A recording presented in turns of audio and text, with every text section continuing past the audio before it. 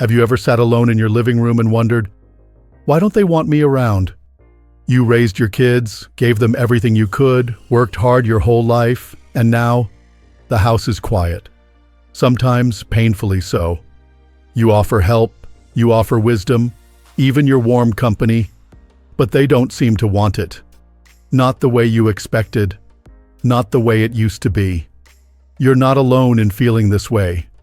It's something I hear again and again from good people, kind people, mothers, fathers, grandparents, who find themselves asking, why don't my kids want to live with me anymore? Or worse, why do I feel like a burden in my own family's life? Let's be honest, it stings. But today, let's talk about it openly, with compassion and honesty.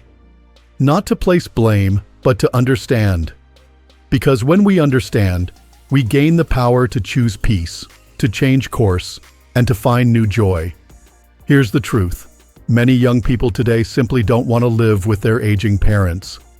Not because they don't love us, not because they're selfish or heartless, but because the world has changed, and so have the expectations of what family life looks like. Back in the day, multi-generational households were normal. In fact, they were necessary. Housing was scarce, money was tight, and families depended on one another in every practical way. Parents lived with their grown children not just out of love, but because there was no alternative. And somehow those tight spaces made tight bonds. But fast forward to today, and it's a different world. Houses are bigger, yes, but so are our personal boundaries. Privacy is valued more than ever, and the pace of life is relentless. Young couples are juggling careers, bills, raising kids, managing stress, and trying, sometimes desperately, to hold on to a bit of themselves. To them, living with an elderly parent might feel like another responsibility, another layer of stress, another voice in the room telling them how things should be done. That's hard to admit, but it's true for many of them. Now, I know what you might be thinking. But I don't interfere at all, I only want to help. And I believe you. I know your heart. You offer advice because you care. You step in because you see something going wrong. You speak up because silence to you feels like neglect. But to a younger generation, especially one raised on independence and personal space, even well-meant advice can feel like control. Even helpful gestures can feel like judgment. It's not about right or wrong. It's about the lens they're seeing life through. Sometimes, it's not about us at all. It's about their need to feel like they have their own home, their own rules, their own parenting style, even if it's different from ours. And yes, sometimes they get it wrong. But just like we did at their age, they want the chance to figure it out themselves. There's also something else at play, something quiet and subtle. Many young people are afraid of watching their parents age up close. It's not that they don't care. It's that caring terrifies them. They don't know how to handle it. They don't want to watch the person who once seemed invincible grow frail or sick. And so they keep a distance. Sometimes emotional, sometimes physical, sometimes both. But here's something important. Living apart doesn't mean love is lost. In fact, sometimes space can save the relationship. I've known many people, maybe even you, who've tried living with their kids and grandkids, only to find tension growing, tempers flaring, and everyone walking on eggshells. One woman, Linda, gave up her home to move in with her son and daughter-in-law after they had their first baby. She cooked, she cleaned, she helped with the child, and tried to stay out of the way. But no matter how hard she tried, she always felt like she was in the way. Her daughter-in-law criticized the way she cooked, the way she folded laundry, even the snacks she bought for the baby. And her son? Well, he mostly kept quiet, trying to keep the peace. Linda thought, I'm doing everything I can. Why do they look at me like I'm the problem? Eventually, she left. Not out of anger, but out of heartbreak. She went back to her little home in the country. Quiet, simple, lonely at first, yes, but over time, peaceful. She found her breath again. And her son? He started calling more, visiting on weekends, laughing again like he used to. Their relationship improved, not because they stopped loving each other, but because they stopped living together. Living separately doesn't mean failure. It means choosing peace over pressure. Sometimes, distance protects the bond. Still, I know that doesn't erase the ache of wanting to be close. The joy of hearing a child's laughter in the next room. The comfort of watching your grandchildren grow up right under your roof. That longing is real, and it deserves to be honored. But maybe we need to shift our thinking just a bit. Maybe instead of trying to stay in their world, we build a world of our own. One that's full of meaning, connection, and dignity. One where we're not waiting for a visit to feel loved. One where we choose how we want to spend these years, not just surviving them, but truly living. There's also another truth that's hard to face. Sometimes we gave too much, not out of weakness, but out of love. We thought, if I give them this now, they'll take care of me later. We paid for the wedding, the house, the car, the grandchild's school. We sacrificed vacations, hobbies, even health. And then, the care didn't come. Or it came with reluctance, or it came with a price. If that happened to you, please hear this. It's not your fault. Generosity is not a mistake. Loving deeply is not something to regret, but it is something to learn from. Maybe the lesson now is this: give from your heart, yes, but not from your future. Keep enough for yourself, enough space, enough peace, enough resources to enjoy life on your terms. Because when you stand strong, when you protect your dignity and live with purpose, something amazing happens. People respect you more.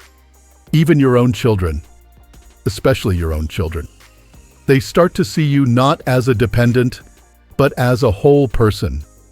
And ironically, that's when they may start coming around more, calling more, visiting because they want to, not because they have to. And isn't that the kind of love we all want in the end? Let's take a deeper look now into how these family roles, expectations, and invisible emotional contracts shape the way we experience aging, especially when it comes to living arrangements. Because sometimes what feels like rejection is really just miscommunication. Sometimes what feels like loneliness is actually a chance to reclaim your independence and maybe even joy. Let's keep going. You see, family is one of the most beautiful yet complex things in life. We love our children, we love our grandchildren, but that love doesn't always look the way we imagined it would. Especially as we get older, the roles shift. The house that was once full of noise becomes quiet. The hands that once held everything together now tremble. And the voices that used to ask for advice now say, "We've got this." Sometimes the most painful part of aging isn't the physical changes. It's feeling like you're being left behind emotionally. And when your grown children don't want you to live with them, it can feel like rejection. But what if we look at it another way? What if it's not about rejection at all, but about them trying to protect their version of peace, just as we're trying to protect ours? You might remember George, a proud father of 4, 3 sons and 1 daughter. Years ago, he believed he had it all figured out. In the village where he lived, having many sons was a mark of pride, a promise of strong support in old age. So he worked himself to the bone, construction sites, late nights, early mornings, all for the kids. He gave them everything he had, saved every penny, went into debt to help them marry, build homes, start families. His daughter, he thought she didn't need anything. She was getting married. Her husband would take care of her. So he kept his focus on the boys. But when his wife passed away and his body began to slow down, George discovered something he hadn't expected. his sons didn't want him. Or rather, they didn't want to care for him.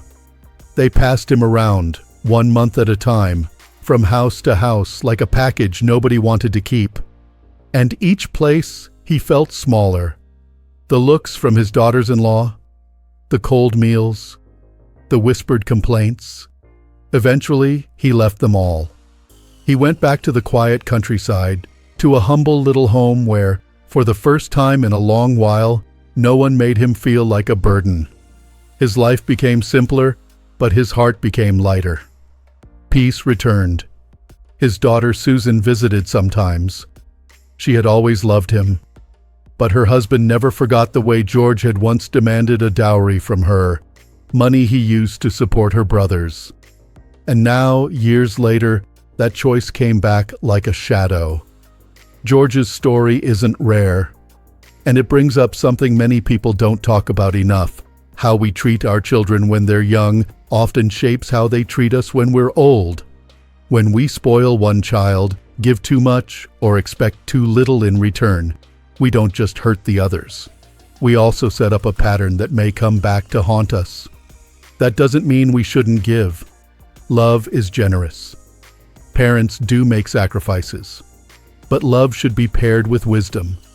When you give everything, every dollar, every ounce of energy, hoping for love in return, you risk being left empty.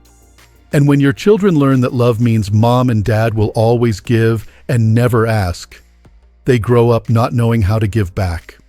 Helen, another woman I've spoken to, worked her whole life, raised 2 children, and did everything to help them succeed. Her daughter, Catherine, lived far away with a family of her own. Her son, Brian, lived in the city, working hard but always tight on money. When Helen got sick, really sick, she needed help. She called Brian, her son, the one she had supported for years. He was busy. Business trip. No time. No money. She turned to Catherine, who said she couldn't leave the kids alone, but sent her $1,000 with a text that said, "Go to the hospital yourself. You should ask Brian. You gave all your money to him." That line pierced deeper than the illness. Helen had used her life savings to help Brian buy a house. She had also helped with Catherine's wedding, but she had nothing left for herself. Not even enough for a hospital stay. No one had meant to be cruel. But without realizing it, Helen had taught her children that she would always take care of them and never ask them to learn how to care for her. And here's where we get to a truth that many of us don't want to hear.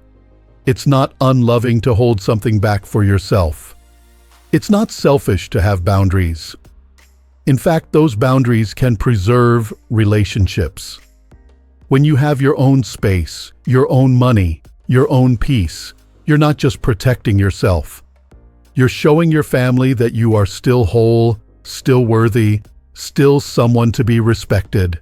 Sometimes the most loving thing we can do is to say, "Nothing. I'm here for you, but I won't give up all of me to make you comfortable." Grace, a soft-spoken woman who ran a small business in her younger years, knew this too late. She helped her son buy a car, a house, even gave her retirement fund to her daughter-in-law, thinking, "If I do this now, she'll treat me like a second mother." But she didn't. When Grace's knees gave out and she needed surgery, her son was always too busy to visit. Her daughter helped reluctantly, but the resentment was obvious. Grace spent nights alone in the hospital, wondering how she had ended up there. All she had ever done was give. But in giving so much, she had forgotten to keep enough for herself. These stories aren't meant to make us bitter. They're meant to open our eyes. Because when we understand the dynamics, we gain the power to make different choices, starting now. We can still love fully, give generously, but we can also teach our children what it means to value, honor, and support the people who raise them. That doesn't mean demanding they live with us. It means living in such a way that they want to be near us. So, how do we do that? We start by building a life we actually enjoy, on our own terms. We create friendships, routines, hobbies that give us purpose. We stop waiting for someone else to make us feel needed. Because the truth is, you are needed whether your children see it clearly or not. The world needs your stories. Your community needs your wisdom. And you need peace, laughter, and dignity. And here's a secret. When your kids see you living well, smiling more, standing tall, they're more likely to reach out. Not out of pity, but out of admiration, out of genuine connection. You are not a burden. You are not invisible. You are a whole person with a whole life ahead of you. Let's keep going. Sometimes what we need most is not to be taken care of, but to feel seen. To feel that we still matter, not just because of what we can do for others, but because of who we are. And when we begin to live from that place of self-worth, not just self-sacrifice, everything starts to shift. Our kids aren't blind. They notice more than we think. When we're bitter, it shows. When we're hurt but silent, it shows. And yes, when we're independent, joyful, and full of life, that shows too. There's this idea that getting older means shrinking, fading, becoming less of everything. But I disagree. Growing older can be a time of expansion, of growing deeper, not smaller. And maybe one of the ways we grow is by learning to release expectations that no longer serve us. We may never go back to the way things used to be. The crowded dinner tables, the grandkids running through the hallway, the simple joy of 3 generations under one roof. That season may be gone. But just because that version of family has changed, doesn't mean we're no longer needed. It simply means we have to find a new way to connect, to show up, and to be loved. Sometimes that means setting boundaries. Sometimes that means not moving in with your kids, even if they ask. Or saying no to babysitting 5 days a week when your body is crying out for rest. You've done your part. Now it's your time. And here's something else. When you stop overgiving, when you stop trying to win your place in their lives with service and sacrifice, they may actually start to see you more clearly. They may realize how much they've taken for granted. They may feel a twinge of guilt. And that guilt might turn into appreciation, into effort.